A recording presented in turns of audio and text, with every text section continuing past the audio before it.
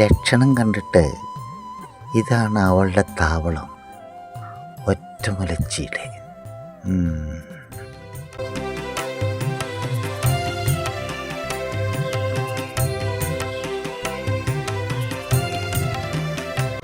ഓഹോ, നല്ല കാടാണല്ലോ, ഭീകരമായ വനം.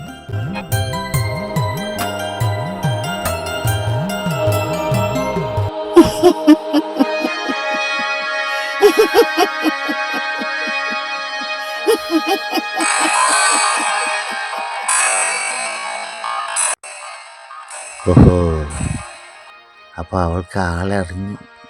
കണ്ട ഭാവം നടിക്കണ്ട, മുന്നോട്ട് പോകാം. എന്താണ് അവൾ ചെയ്യാന്നറിയാലോ.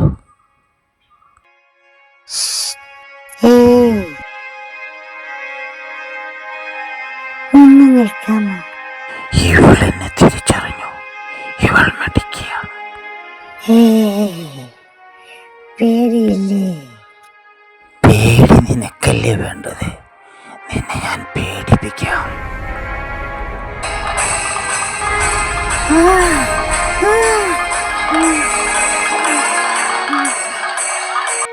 ഒറ്റമുലച്ചിക്ക് കാര്യം മനസ്സിലായി. അവൾ പിൻവാങ്ങി.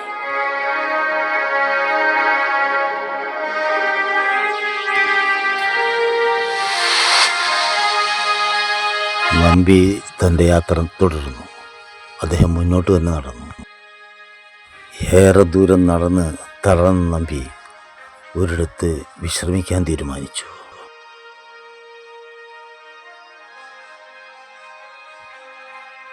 അധിക സമയം അങ്ങനെ ഇരിക്കാൻ അദ്ദേഹത്തിന് കഴിഞ്ഞില്ല. പ്രകൃതി ആകെ മാറാൻ തുടങ്ങി.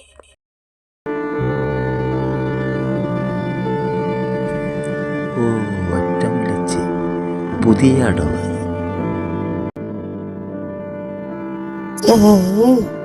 എനിക്ക് മനസ്സിലായോ? ഓ,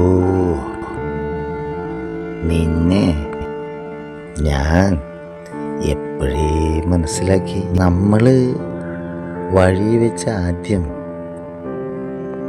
കണ്ടുമുട്ടി. നീ മറന്നു കാണില്ലല്ലോ. ഓ അരുത്, അങ്ങേക്ക് എന്നെ പറ്റി എന്തറിയും? ഈ നാട്ടുകാര് എന്നെ ദ്രോഹിച്ച കഥ വലുത്. അങ്ങേക്കറിയുമോ, 5-6 പുരുഷന്മാർ ചേർന്ന് അനാവശ്യം കാണിച്ചപ്പോൾ ആരും ഉണ്ടായില്ലല്ലേ എന്നെ ഒന്ന് സഹായിക്കാൻ. അതുകൊണ്ട് മാത്രമാണ് ഞാനിതെല്ലാം ചെയ്തു കൂട്ടിയത്. അത് മനസ്സിലാക്കൂ. അറിയോ, ഒരു പെണ്ണിന്റെ വേദന നിങ്ങൾക്കൊന്നും മനസ്സിലാവില്ല. മഹാമാതിരികൾക്ക് എന്താ മനുഷ്യന്റെ വേദനയൊന്നും അറിയില്ല. എന്നെ രക്ഷിക്കൂ.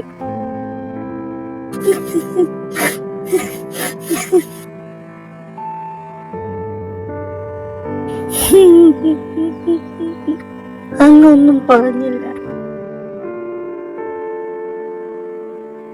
നോക്ക്, ഞാനൊരു ദുഷ്ടനൊന്നുമല്ല. എല്ലാ കഥകളും എനിക്ക് നന്നായി അറിയാം. ഞാൻ പറയുന്നത് നല്ലപോലെ കേട്ട് അനുസരിക്കാൻ നീ തയ്യാറാണ്? ഞാൻ അങ്ങയെ അനുസരിക്കാൻ എപ്പോഴും തയ്യാറാണ്. എങ്കിൽ നിന്നെ ഞാൻ രക്ഷിച്ചിരിക്കും, അതുറപ്പ്.